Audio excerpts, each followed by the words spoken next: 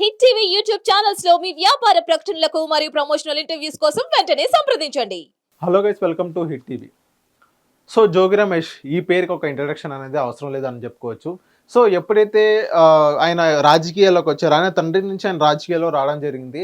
ఎప్పుడైతే ఆయన తండ్రి చనిపోయిన తర్వాత జోగి రమేష్ గారు ఆయన రాజకీయంలో రావడం జరిగింది. అప్పుడు రాజశేఖర్ రెడ్డి గారు ఆయనకి ఆర్టీసీ చైర్మన్ పదవి అనేది ఆయనకి ఇవ్వడం జరిగింది. ఆ పదవిలో ఆయన అక్కడున్న నియోజకవర్గంలో బాగా దూసుకెళ్ళడం జరిగింది. దూసుకెళ్ళిన తర్వాత జోగి రమేష్ గారికి ఒక మంచి అవకాశం అనేది దక్కిందని అనుకోవచ్చు. 2008లో వైఎస్ రాజశేఖర రెడ్డి గారు జోగి రమేష్ గారికి ఎమ్మెల్యే టికెట్ అంటూ ఇవ్వడం జరిగింది. ఈవెన్ జోగి రమేష్ గారు రిజెక్ట్ చేసినా కానీ వైఎస్ రాజశేఖర రెడ్డి గారు నువ్వు ఎలా అయినా గెలవాలి, నువ్వు ఎలా అయినా గెలుస్తావు అని చెప్పి ఆయనకి సొంత నియోజకవర్గంలో కాకుండా, అంటే మైలవరం నియోజకవర్గంలో కాకుండా పెడన తీసుకెళ్లి అక్కడ ఎమ్మెల్యే టికెట్ అంటూ ఇవ్వడం జరిగింది. ఆ ఎమ్మెల్యే టికెట్లో పెడ నియోజకవర్గంలో ఆయన గెలవడం జరిగింది.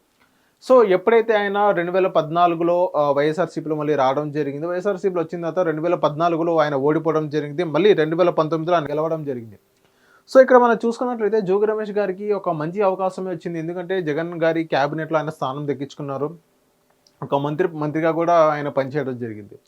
సో మంత్రిగా చేసే ముందు ఆయన చంద్రబాబు నాయుడు గారి ఇంటిపైన ఒక నిరసన తెలియజేయడానికి వెళ్ళారు. ఎప్పుడైతే అయ్యన్న పాత్రుడు గారు ఏదైతే ఆయన జగన్మోహన్ రెడ్డి గారి గురించి ఏదైనా దురుసుగా మాట్లాడారో, దానికి నిరసనంగా అది ఏదైతే ఆయన మాట్లాడారో అది చూపించడానికి నేను చంద్రబాబు నాయుడు గారికి ఇంటికి వెళ్ళడం జరిగిందని జోగి రమేష్ గారు అప్పుడు బాగా చర్చనీయాంశం అయింది. అప్పటిదాకా చంద్రబాబు నాయుడు గారికి ఇంటికి వెళ్ళక ముందు జోగి రమేష్ గారు అంటే ఎవరికీ తెలియదు ఆంధ్ర రాష్ట్రంలో. ఎందుకంటే ఎమ్మెల్యేగా తెలుసు, కాకపోతే ఒక మంచి ఏంటంటే ఒక టార్గెటెడ్గా పర్సన్ ఒక జోగి రమేష్ అంటూ ఉన్నాడు అని ఎవరికి తెలియదు.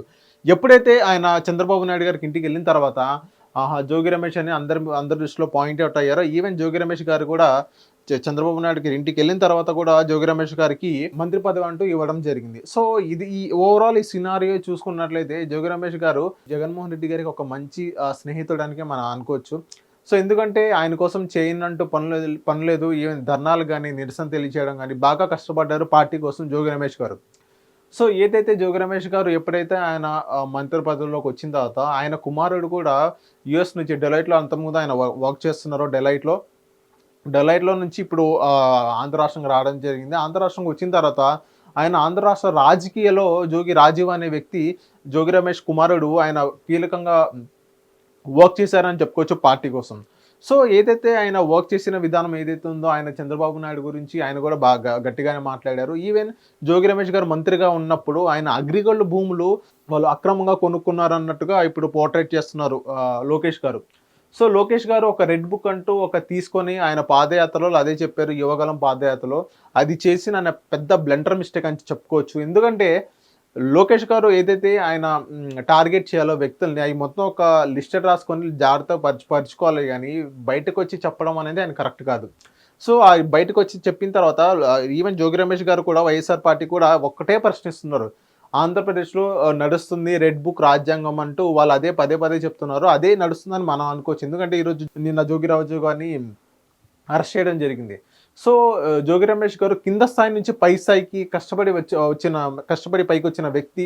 ఈవెన్ జోగి రమేష్ గారు కూడా ఆయన రాజకీయాల్లో దురుసుగా మాట్లాడొచ్చులే, కానీ ఈవెన్ నా సొంత నియోజకవర్గంలో ఏదైతే మైలవరం నియోజకవర్గంలో అక్కడ ఉన్న వారి ఇంటి దగ్గర ఇబ్రహీంపట్నం పరిసర ప్రాంతాల్లో జోగి రమేష్ గారికి ఒక మంచి పేరు ఉందని చెప్పుకోవచ్చు. రాజకీయాలుగా ఎంత దురుసుగా మాట్లాడినా కానీ వ్యక్తిగతంగా ఒక మంచి వ్యక్తి అని చెప్పుకోవచ్చు అక్కడ పరిసర ప్రాంతాల్లో, ఇబ్రహీంపట్నం అక్కడ పరిసర ప్రాంతాల్లో.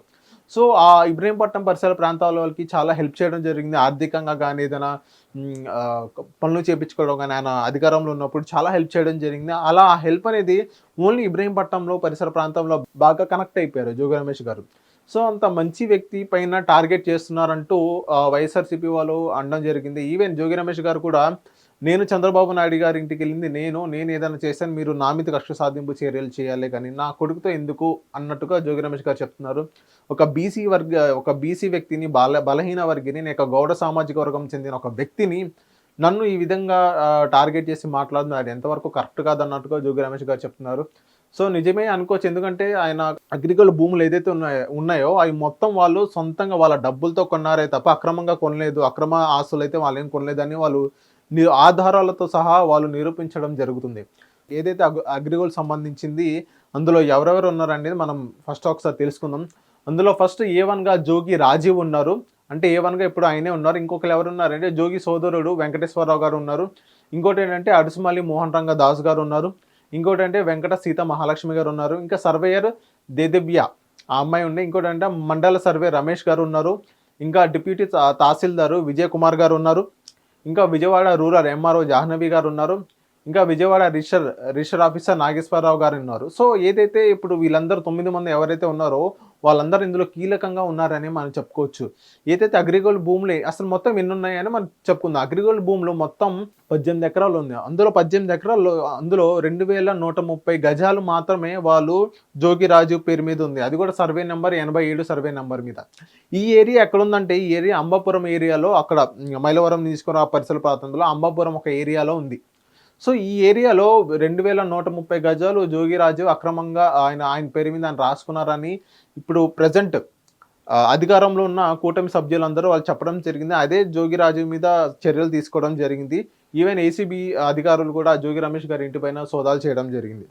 సో ఇది ఓవరాల్ సినారియో చూస్తుంటే ఒక కక్ష సాధింపు చర్యలుగానే మనం అనుకోవచ్చు. ఎందుకంటే వాళ్ళు అక్రమంగా అయితే వాళ్ళు కొనుక్కోలేదు. మేము మొత్తం చట్టబద్ధంగానే మేము మా సొంత డబ్బులతో నా కొడుకు సంపాదించే డబ్బులతో కొనుక్కోవడం జరిగిందని వాళ్ళు అంటున్నారు. సో ఒకసారి మనం చూసుకుందాం, ఒకసారి మనం వేచి చూద్దాం. ఈవెన్ ఇప్పుడు జోగి రాజీవ్ గారిని ఒక 14 days రిమాండ్కి తరలించారు. ఈ 14 days రిమాండ్లో వాళ్ళకి జోగి రాజీవ్ గారిని ప్రశ్నించడం జరిగింది. అసలు ఎప్పుడు కొన్నారు, ఎంత కొన్నారు, ఎవరి కోసం కొన్నారు, అది డీటెయిల్ మొత్తం వాళ్ళ దగ్గర తీసుకోవడం జరుగుతుంది. సో ఒక 14 days దాకా వేచి చూద్దాం ఈ కేసు ఎంత దాకా వెళ్ళిద్ది, అసలు అరెస్ట్ చేస్తారా అరెస్ట్ చేయరా అనేది. Thank you. Hit TV app ని డౌన్లోడ్ చేసుకోండి. ఇందులో short news, live news, entertainment movies అన్ని అవైలబుల్ గా ఉన్నాయి. Please download Hit TV app. Hit TV app. Hit TV యాప్ని ఫ్రీగా డౌన్లోడ్ చేసుకోండి.